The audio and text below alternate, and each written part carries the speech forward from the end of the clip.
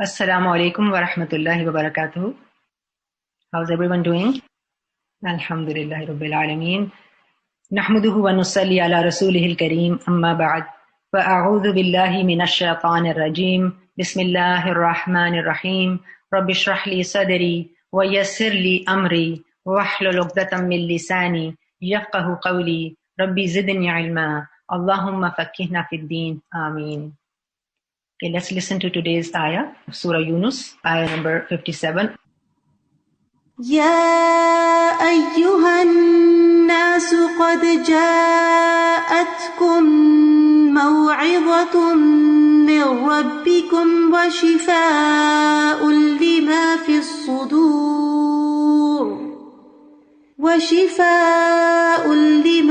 الصدور وهدى ورحمة للمؤمنين. O mankind, there has come to you instruction from your Rabb, and healing for what is in the chests, and guidance and mercy for the believers. This is the ayah number 57 of Surah Yunus, which is the 10th chapter, 10th surah of Quran. We see that human beings are a combination of body and soul. The body is formed from the components of this earth, so its nourishment also comes from the earth, the food that we eat. The soul, on the other hand, comes from heavens, so its nourishment also comes from the heavens in the form of divine sustenance. We see that no matter how many worldly pleasures are attained by a human being, he is never completely content. What is missing in his life? The soul is lacking nourishment. To lead a fulfilled life, one needs sustenance both for the body and the soul. Just like our physical bodies fall sick, likewise the soul also becomes ill. Quran is a healing for both physical and spiritual ailments, especially those which are concerned with the heart and emotions of a person. In the ayah we are studying today, Allah calls on all humanity. Ya ayyuhan nas, O mankind. So all human beings are addressed. Qad ja'atkum maw'izatun min rabbikum. There has come to you instruction from your Rabb. So Allah subhanahu wa ta'ala is addressing entire humanity that a maw'izah has come. And what is a maw'izah? Maw'izah is a very powerful, deep, and heart-penetrating advice. It is advice given at the right moment, which reaches deep into the heart of a person. And it includes encouragement to do righteous acts, as well as warning of the consequences of evil and falsehood. And it is done with sincerity, with ikhlas. And the one who is giving this advice is like a good physician who tells a person to do what is good for him and also tells him to abstain from what is harmful. And who is giving this advice, this maw'izah? Maw'izatum min rabbikum, from your Rabb. So this maw'izah, this heart softening, this strong advice has come from our Rabb. And who is Rabb? You know, the word Rabb, if you look at it grammatically, it includes the meaning of Khaliq, the creator, Malik, the master, and Mudabbir, who takes care of the affairs of his creation, who's the planner. So the Rabb who has created you knows what's best for you. He is your master to whom we will all return. He has sent this heart-softening advice for all mankind. Now the style of Quran is such that it motivates a person. It softens the heart. Not just a set of rules are told. There are not only do's and don'ts in the Quran, but it also has encouragement towards righteous deeds and warning against sinful actions. Quran takes one out of heedlessness and brings attention to what is important in the life of a person. Thus, Quran heals the inner state of a person by addressing the diseases of the heart caused by desires and doubts. Whoever turns to Quran for direction, for guidance, with an open mind, will see the truth in it. Whoever turns to Quran for guidance, it will heal their heart. Ya ayyuhan nasu qad ja'atkum maw'izatun min rabbikum wa shifaa'un lima fis sudur, and healing for what is in the chests. Wa hudan wa rahmatul lil mu'minin, and guidance and mercy for the believers. So shifa is healing. Lima fis sudur, whatever is in the sudur, in the chests. The word as-sudur is the plural of the word sadr, and sadr refers to the chest, and chest has more vastness in meaning than heart, right? You can see that the chest contains heart as well as other organs, and very important organs as well. So by mentioning sadr, the idea is to not restrict the healing to the heart alone, rather to whatever the chest contains. So it expands the cure to whatever surrounds the heart as well, and basically includes the heart and more. So cure through Quran is not limited to the heart, but includes the entire body as well as the soul. However, we know that the main organ in the chest which pumps blood and gives life to the entire body is the heart. And in the heart are many diseases of the spiritual nature. For instance, negative thoughts, grudges, hatred, suspicion. These are the things which make the heart of a person sick. Their soul develops this illness, having a bias or anger or arrogance or conceit and self-admiration, or people are stingy at times and they have greed. These are all matters which have to do with the heart of a person, and they basically make the heart of a person and his soul become sick. Likewise, having ill intention, having depression and grief and desires and doubts, or ignorance for that matter. So there's so many matters that can afflict the heart of a person, and they also then would affect the soul of a person. And Quran is shifa lima fis sudur, and it is a healing for whatever is in the chests. And we see that sins make the heart diseased. The sins of a person, they generate negative feelings and they make the heart of a person sick in different ways. And Quran, on the other hand, heals the diseased heart.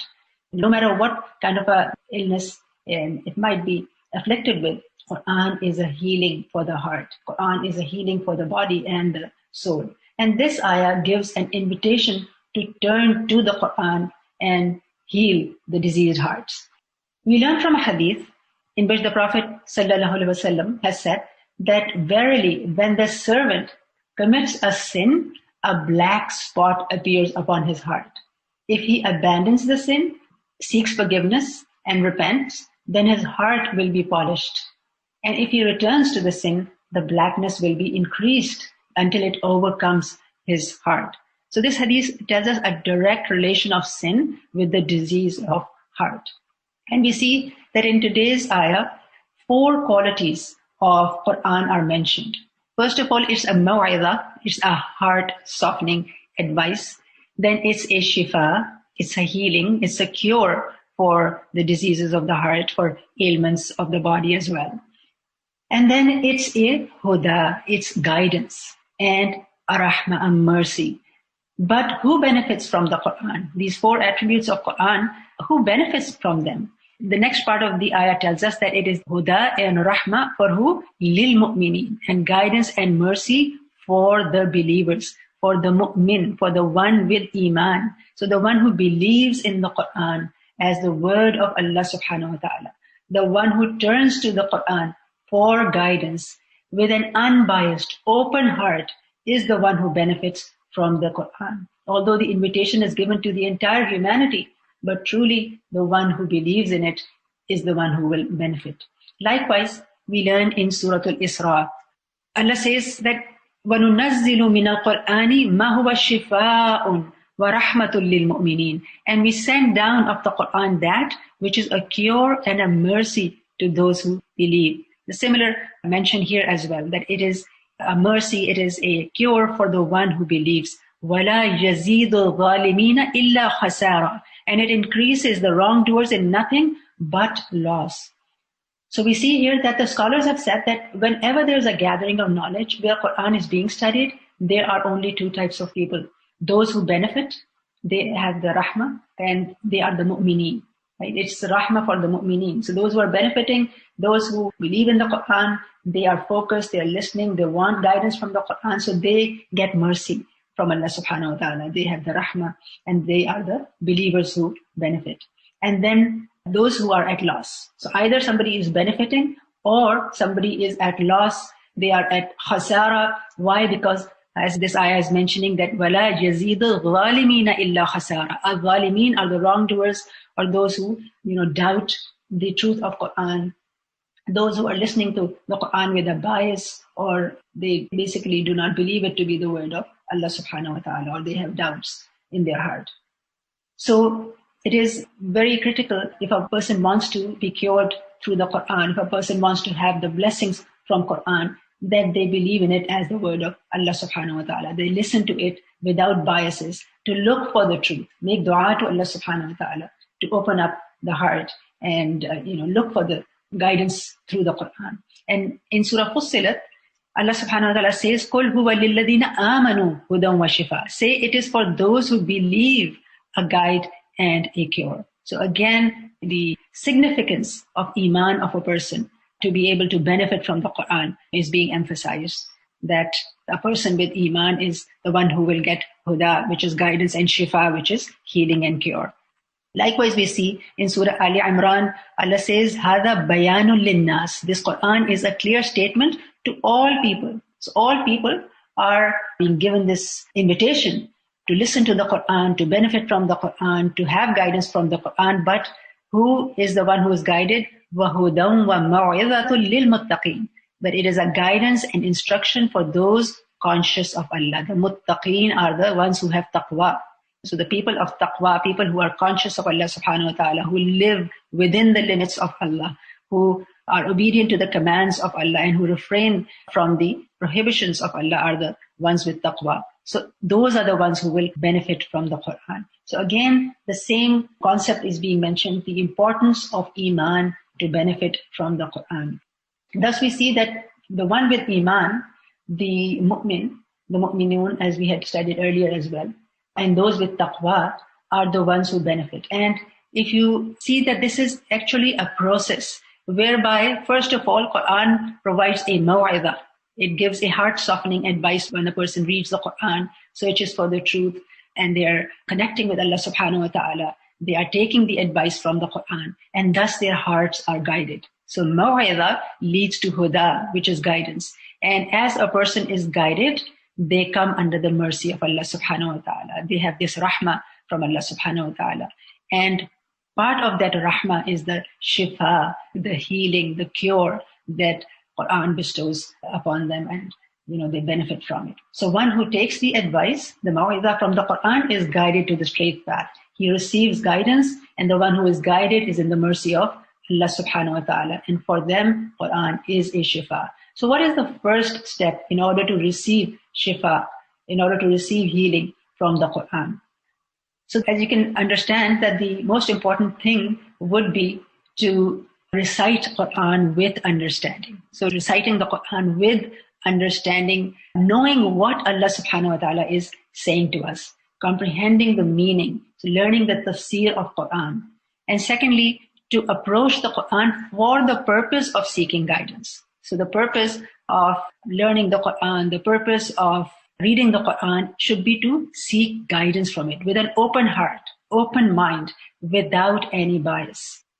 And remember that Quran is a guidance for the one who believes in it. We learn in Surah Fussilat, Allah subhanahu wa ta'ala says, قُلْ هُوَ لِلَّذِينَ آمَنُوا هُدًى وَشِفَاءً. It is for those who believe, a guidance and cure, and those who do not believe, in their ears is deafness, and it is upon them blindness. So the one who reads it to find faults in it, like the Orientalists, these are the people who are very well versed in the Quran. They study the Quran in great detail, but they only do so to find faults in it, to criticize it. So they never receive guidance from it. So the importance of approaching the Quran for the purpose of seeking guidance with an open heart, open mind, and without biases.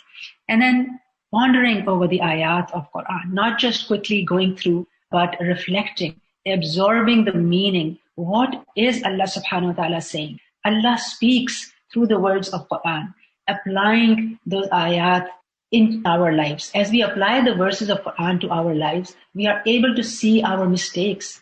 We can cleanse ourselves of negative traits and then grow and become better human. The internal focus of control becomes very strong in such people. They take responsibility for their actions. So pondering over the ayat, reflecting on the ayat, applying them to our lives, and then being honest with one's self. What does that mean? That when we are reading the Quran and we are applying those ayat to ourselves, Quran serves as a mirror. It shows us our weaknesses. So at that times, admitting those weaknesses, acknowledging our shortcomings. And this is a critical step in the process of cleansing our souls, that we acknowledge that, yes, I have this weakness, because only then one can reform and improve. For example, when ayat speak of the qualities of hypocrites, for instance, it's just an example, we must check if we have any of those traits. Is there anything that I need correcting in myself? And then implementing whatever we are learning. Study with the intention of implementing, and implement as much as possible, putting to action whatever we learn. When we learn of a commandment, implementing it as much as we can. And likewise, if there's a prohibition, and not even going near it, having that intention and making dua to Allah subhanahu wa ta'ala to make that easy for a person. Remember that this is a process, that the advice comes to you, and then you take the guidance, and then the mercy and healing will come. And when one accepts and implements the ma'idha, the advice of the Quran, then one is guided. Quran impacts many aspects of the life of a person as it heals. Quran heals the sick heart by addressing doubts and desires. It removes darknesses of ignorance and arrogance. Ignorance is a barrier between light of Iman and the heart. And Quran removes that ignorance. Quran imparts knowledge. And this is divine knowledge. This is the knowledge that Allah has given to us. So indeed, this is something which is critical to the growth of our souls, to the health of our souls. And likewise, arrogance prevents one from seeking knowledge, as one thinks that they know everything. Quran humbles a person and puts love of knowledge within them. And also as they read the Quran, they realize how little do they know. Quran fixes beliefs and values. It lets one see the evil of shirk and the beauty of tawheed. So one gets to know about these beliefs as well. And Quran switches one's focus to the hereafter. And in comparison, the problems of this world start to appear insignificant. We see that Quran has a unique style of teaching us and of reminding and helping people to understand its instructions by asking questions, encouraging reflection, giving timely warning and good news, and mentioning parables and stories to learn lessons from. Many different ways Allah subhanahu wa ta'ala gives the advice, gives the warnings, gives the good news, and the stories are in a way that a person can relate to them. They're very interesting as well. And through those stories, we learn so many different lessons. So in order to understand the many ways in which Quran can heal a person, first we need to see that what are the illnesses that are affecting majority of the people, the illnesses of the heart and their emotions. First of all, many people have a sense of loneliness, lack of purpose, sadness. Quran fills up the void in the life of a person. Quran fills the void, the emptiness that is there in the life of a person. Where people have everything, but still they feel that something is missing. And when they develop connection with the Quran, they realize that this is what was missing. Just like children, when they are hungry, they will cry, they will be fussy, cranky, but they don't know that they're hungry. They don't know the reason. They're just crying and they're fussy, and sometimes the parents don't know what's happening, right? So this is the same thing with human beings as well, that they are sad or they are feeling lonely and they are sometimes depressed and they don't know why they are feeling that way. And the reason is that the soul is lacking nourishment and people don't know. And we see that many people try to fill this void with entertainment. In the times that we are living in, people are constantly looking for entertainment, watching TV, playing video games, shopping, music, watching movies, chatting, constantly throughout the day. People are on their phone, on social media, chatting away, and sometimes just sleeping it off. They are just looking for ways to entertain themselves, to fill up that void. But this only distracts them from their purpose. It does not give them peace and contentment. And what is missing is the nourishment for the soul. What is missing is the Quran. Quran is the message of Allah subhanahu wa ta'ala. And that connects us to Allah subhanahu wa ta'ala.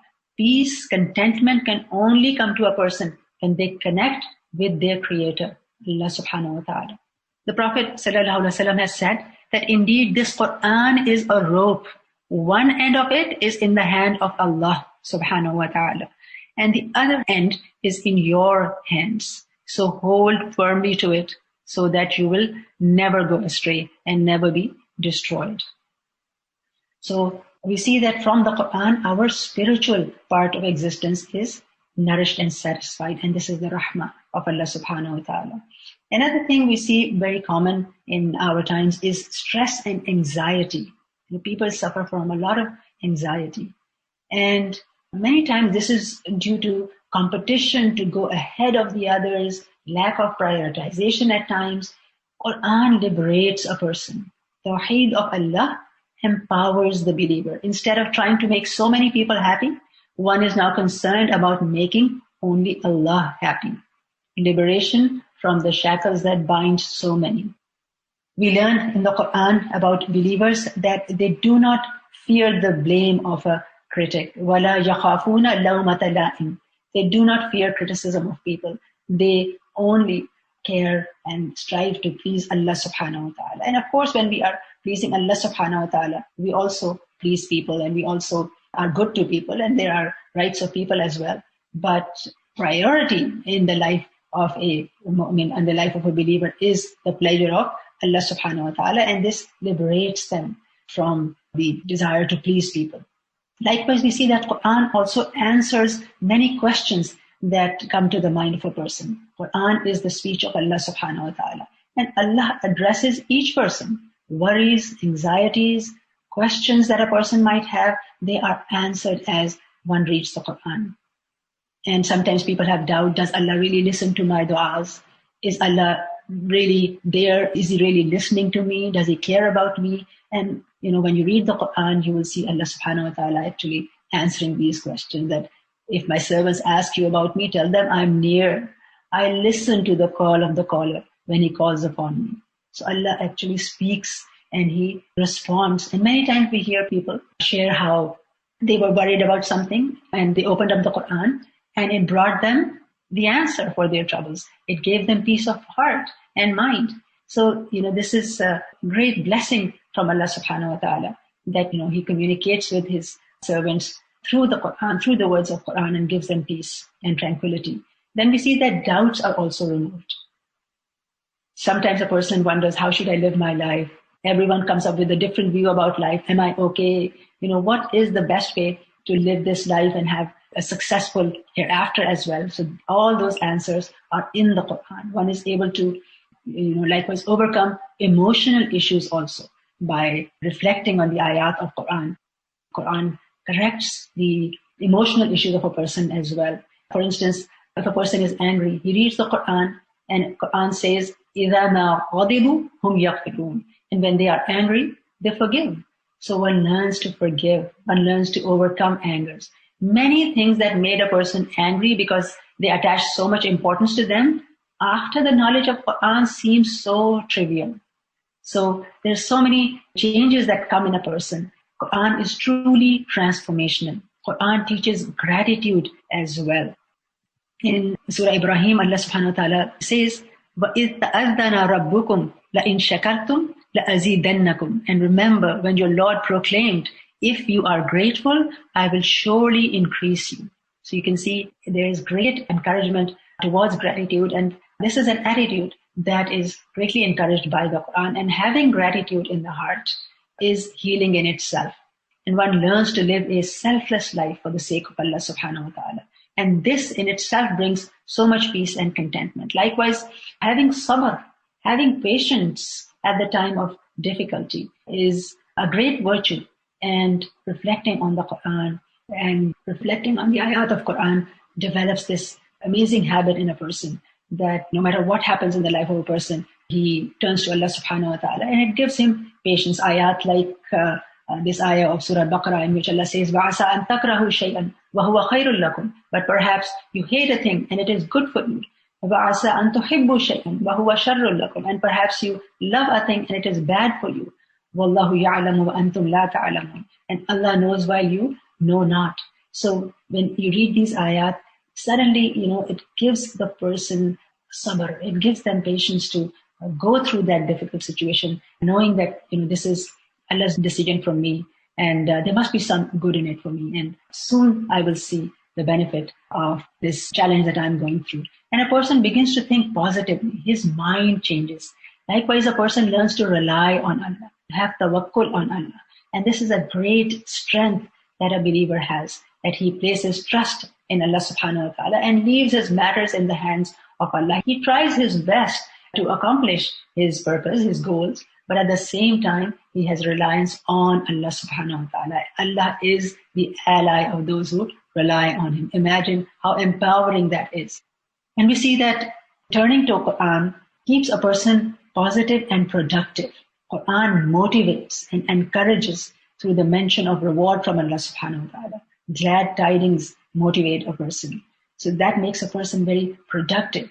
Likewise, they can work on themselves, personal development. One is able to see one's shortcomings and thus correct himself. Instructions in Quran forbid vulgar deeds like adultery and fornication. What is clearly wrong is mentioned, like abuse towards parents, oppression, abuse in general. So these are the things that a person learns to overcome and correct themselves. And then we also see that the traits of truthfulness, trustworthiness, they become part of one's personality as a person keeps companionship with the Quran. It helps to build a strong character. One is more aware of one's responsibilities, maintaining ties of kinship, respect for parents, caring for one's spouse, children, extended family and relatives, fulfilling one's responsibilities. The list is endless, as we can see that Quran truly transforms a person. And through the reform, how one is reforming oneself, this invites the rahmah of Allah subhanahu wa ta'ala, the mercy of Allah subhanahu wa ta'ala. And then Quran becomes a means of guidance and shifa for that person. And one is at peace with himself and his environment. Allah says in Surah Ar-Ra'd that Allah bi dhikrillahi tatma'innul qulub. Unquestionably, by the remembrance of Allah, hearts are assured. So it is only by the remembrance of Allah that the hearts are assured and they become peaceful and content. So Quran is a shifa, and for Quran to be a shifa, one has to use it correctly. Just like any medicine, if a person is hurting, if they are sad or worried or anxious, they need a medicine, and that medicine only works if a person uses it properly. And if the medicine is not used properly or for the right time, then that medicine won't benefit them. And just like having the medication at home is not enough, keeping it on a shelf, passing under it, or looking at it, reading about it, is that enough? No, one has to take the medication. The medication has to be taken regularly and consistently and properly, following the instructions. The same thing we have to do with the Quran as well for it to heal us. That we have to consistently read it. We have to keep a relationship with the Quran, and we have to absorb what the message of Quran is. And we have to take proper dosage as well. So constant companionship, constant reminders, and most importantly, following the instructions. Whatever Allah has commanded, we have to follow those instructions and changing oneself accordingly by implementing what the commandments are. And of course, implementation is the toughest part. But, slowly and gradually, one must make the intention. And the best time of implementation is when the person reads the commandment for the first time, because that's when the heart has been softened.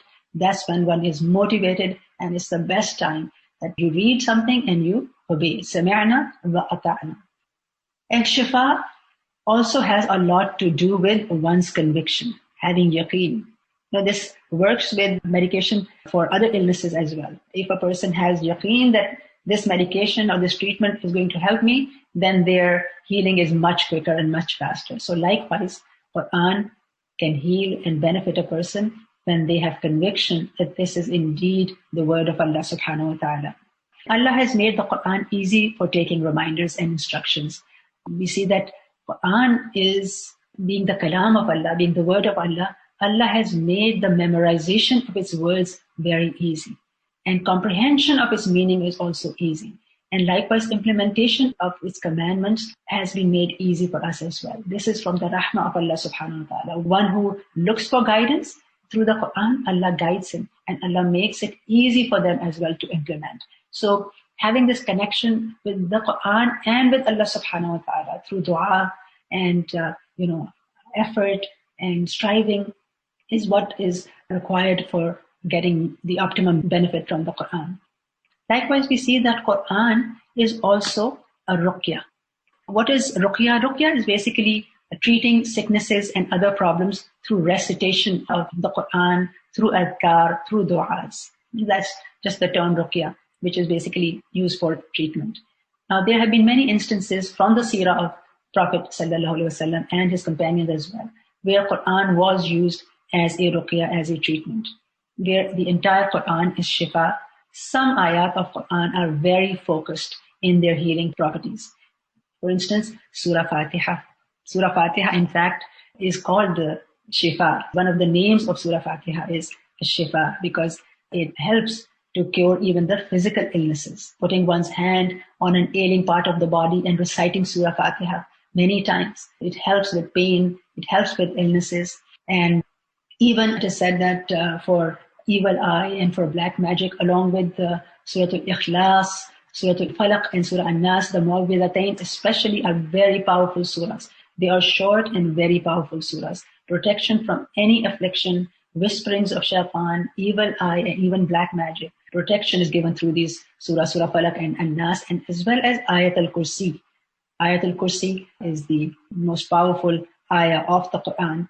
And if a person recites Ayat al-Kursi at night, we learn from hadith that he will continue to have protection from Allah and no shaitan will come near him until morning. So many diseases are by the effect of shaitan on the human body or on the heart of a person or on his emotions. So reciting Ayat al-Kursi frequently by itself, is a healing, and making sure that a person is reciting Ayat al-Kursi after every fard salah. And likewise, Surah Al-Baqarah. Surah Al-Baqarah is especially effective in making the shaitan run away. And it is read for the protection from black magic, from evil eye. And then there's a ruqya with combination of ayat, especially for black magic as well. And likewise, we see that there are beautiful du'as that Allah has mentioned in the Quran. And people were afflicted and they made du'as, the prophets made du'as, and Allah has mentioned their du'as in the Quran. And memorizing those du'as, they are very powerful in relieving afflictions. Likewise, there are some ayat which are referred to as ayat of sakina, ayat of tranquility. And there are 6 ayat of Quran which are considered to be ayat of sakina and tranquility. And we learned that Shaykh al-Islam Ibn Taymiyyah, he would recite these ayat, which are called ayat of tranquility. And he would say, they are very, very effective.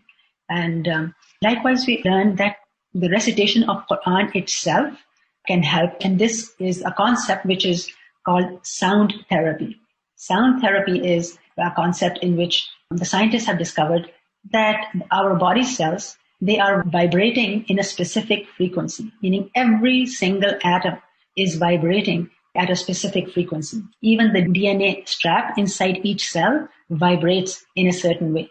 So scientists have discovered that body cells, they are affected by various vibrations such as light waves, radio waves, sound waves, and experiments have shown that with certain sounds, immune cells become more active and resistant to illness.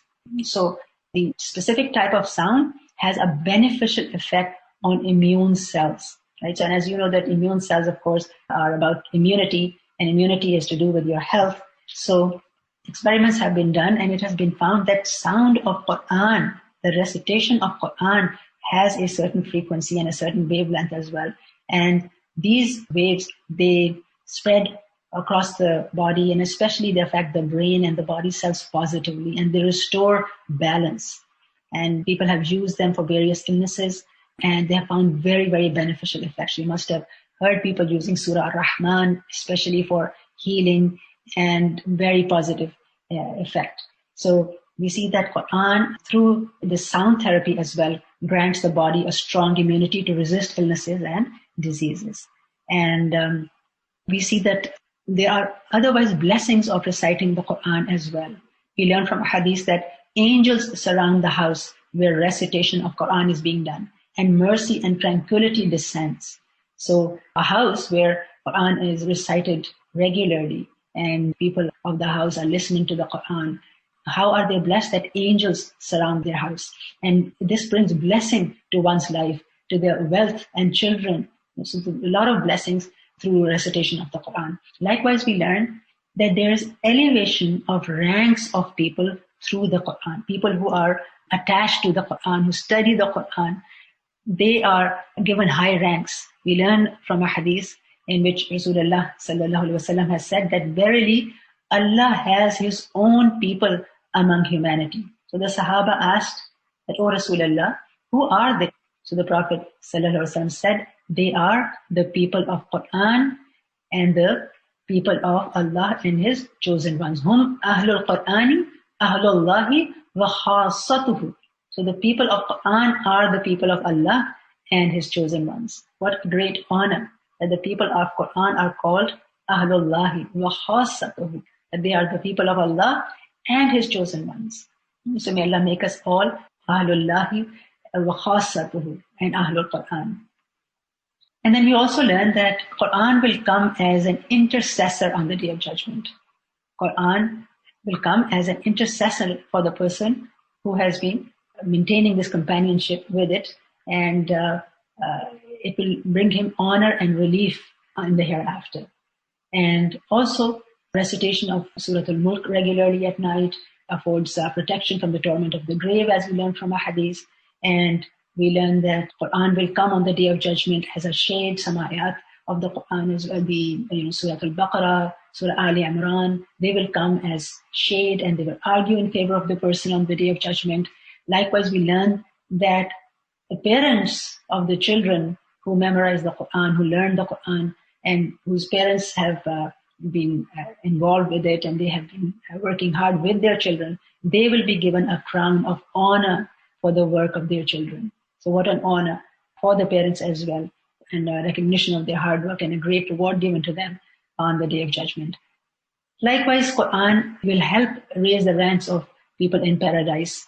And it is said that when people will be admitted to paradise, then they will be told that Iqra wartaqi, that recite and ascend. Just as you used to recite in this world, now recite and ascend, and your level, your rank in Jannah will be the last ayah that you recite. So raising of ranks in Jannah as well by the recitation of Quran. And of course, Quran affords protection from shaitan to a person in this world as well. So many barakat, so many blessings through the Quran. Alhamdulillah. So we make a dua to protect our hearts from deviation, and may Allah subhanahu wa ta'ala keep us, have this companionship with the Quran. May Allah subhanahu wa ta'ala let our hearts not deviate. So this is a beautiful dua. It is mentioned in Surah Ali Imran, which is the 3rd chapter, that رَبَّنَا لَا تُزِغْ قُلُوبَنَا بَعْدَ إِذْ هَدَيْتَنَا وَهَبْ لَنَا مِن لَدُنْكَ رَحْمَةً إِنَّكَ أَنْتَ الْوَهَّابُ. O our Lord, O our Rabb, let not our hearts deviate after you have guided us, and grant us from yourself mercy. Indeed, you are the bestower. So once again, رَبَّنَا لَا تُزِغْ قُلُوبَنَا بَعْدَ إِذْ هَدَيْتَنَا وَهَبْ لَنَا مِن لَدُنْكَ رَحْمَةً إِنَّكَ أَنْتَ الْوَهَّابُ. O our Rabb, let not our hearts deviate after you have guided us, and grant us from yourself mercy. Indeed, you are the bestower. And then another very beautiful dua, and this is a dua which Rasulullah sallallahu alaihi wasallam would teach his Sahaba, and he would tell them to teach their children as well. And it is said that this dua will make the Quran the spring of our hearts. It will make the Quran beautify the heart of a person and give them happiness and pleasure. And this dua is said to be a cure for depression as well, because if this dua is fulfilled and the Quran becomes the spring of a person's heart, it will give them so much happiness. Now let's look at this dua. This is a long dua, and it is really worth memorizing. So we can look at this dua in smaller portions. First of all, Allahumma inni abduka, ibnu abdika, ibnu amatik. O Allah, indeed I am your servant, the son of your bondsman and bondswoman. So abd is of course the servant. So I am the son of your servant as my father, referring to that, and ibnu amatik, and your female servant as well, meaning my mother. And being the servant of Allah, being the abd of Allah is actually an honor. By mentioning that I am your servant and my parents are your servant, this is to honor someone, that somebody is this abd of Allah subhanahu wa ta'ala. So Allahumma inni abduka ibnu abdika ibnu amatik. Oh Allah, indeed I am your servant, the son of your bondsman and bondswoman. Nasiyati biyadik. My forehead is in your hand. Nadin fiyya hukmuk. Your command is constant. Adlun fiyya qada'uk. Your decree is based on justice for me. As'aluka bikulli ismin huwa lak. I ask you with every name of yours that you have. As'aluka bikulli ismin huwa lak. Sammayta bihi nafsak. That you have named for yourself. Aw 'allamtahu ahadan min khalqik. Or you have taught anyone of your creation. Aw anzaltahu fi kitabik. Or revealed it in your book. Aw ista'tharta bihi fi 'ilmi al-ghaybi 'indak. Or preferred to keep hidden within yourself. So I ask you with every name of yours that you have named you for yourself, or taught anyone of your creation, or revealed in your book, or preferred to keep hidden within yourself.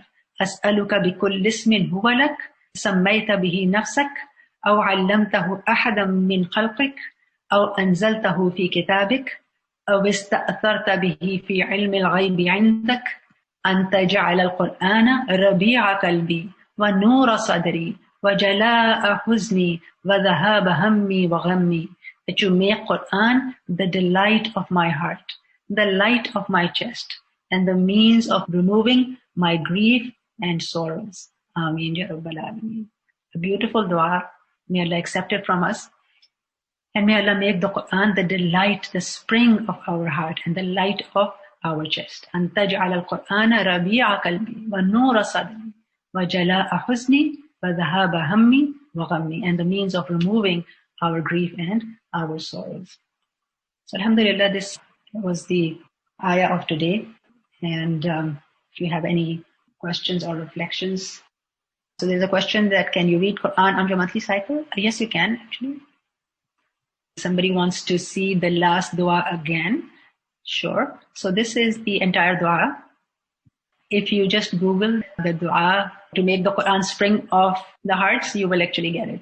Or you can look up at Al-Huda's dua apps as well, Qur'ani and Masnoon duas. You will find it there as well. Okay, so the first dua is an ayah of Surah Ali Imran, ayah number 8.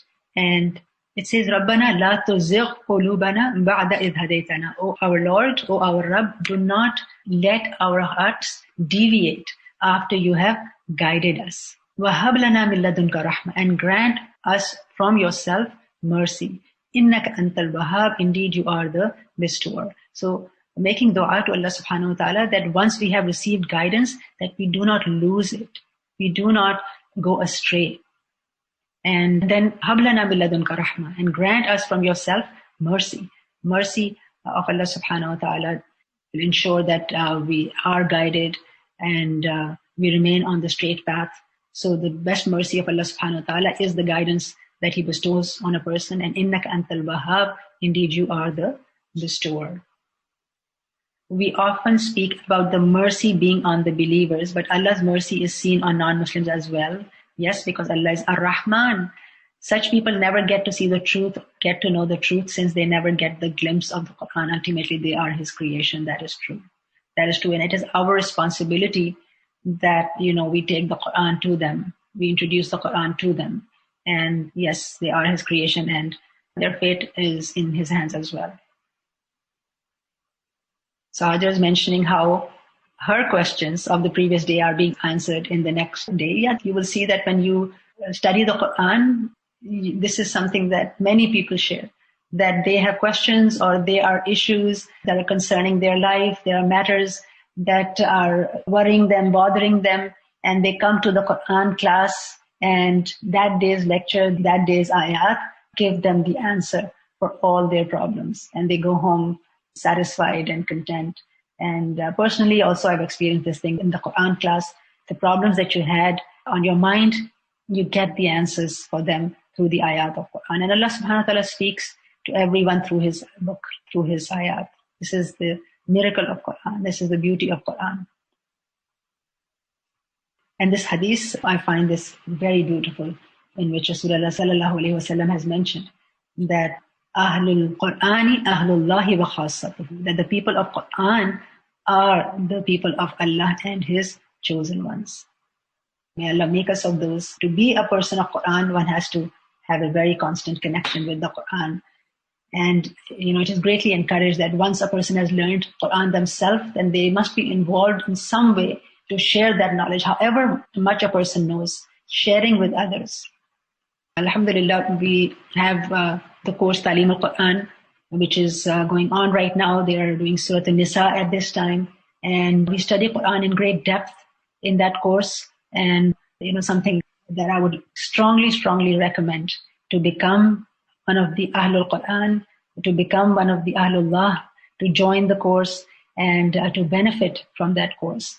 You will learn tafsir of the Quran in great detail, and then other sciences of Quran like tajweed as well, grammar, seerah, and then fiqh subjects. So it's a very comprehensive course. And in 18 months, one learns many aspects of the deen of Allah subhanahu wa ta'ala, from the rituals to aqidah to the ulum al-Quran, hadith as well.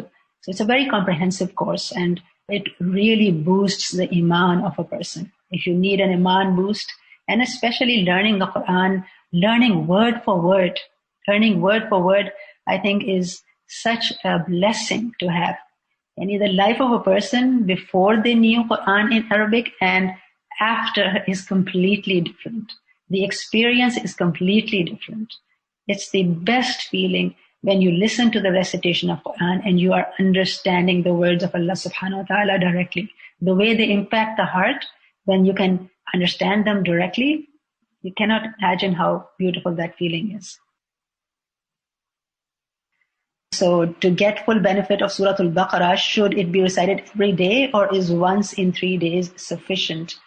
Well, it really depends on your ability. And if there is a particular concern for which you are reciting, then one can recite it every day as well. Otherwise, you can recite it once in 3 days as well, if it's just for general recitation. But yeah, if you are able to recite it every day, I know people who do recite it every day.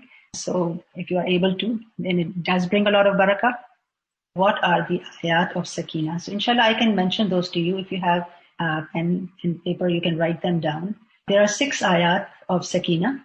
First of all, Surah Al-Baqarah, which is the second surah, ayah number 248. So 248 of Surah Al-Baqarah. And then Surah Tawbah, which is the 9th surah. So ayah number 26 and 40. So ayah number 26 and 40 of Surah Tawbah. And then Surah Al-Fath. Surah Al-Fath is the 48th surah. So from that, there are 3 ayat. Ayah number 4, 18, and 26. So these are the 6 verses of the Quran which are considered to be the ayat of Sakina or tranquility. Maybe if you just Google it, you can find them on YouTube as well. So let's read the du'as one more time as we finish. رَبَّنَا لَا تُزِغْ قُلُوبَنَا بَعْدَ إِذْ هَدَيْتَنَا وَهَبْ لَنَا مِن لَدُنْكَ رَحْمَةً إِنَّكَ أَنْتَ الْوَهَّابُ. Our Lord, do not let our hearts deviate and grant us from you mercy. Indeed, you are the bestower.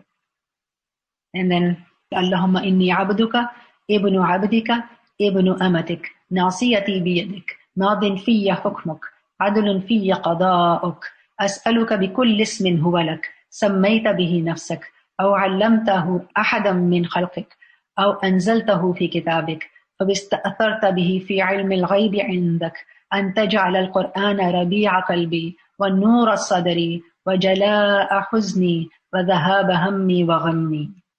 So, O Allah, indeed I am your servant, son of your bondsman and bondswoman.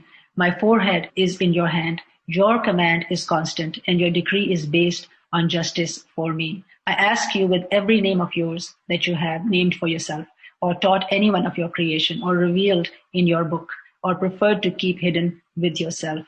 That you make Quran the delight of my heart, the light of my chest, the means of removing my grief and sorrows. Okay, inshallah, we can end here. Subhanakallahumma bihamdika. Ashhadu an la ilaha illa anta. Astaghfiruka wa atubu ilayk. Assalamu alaikum wa rahmatullahi wa barakatuh.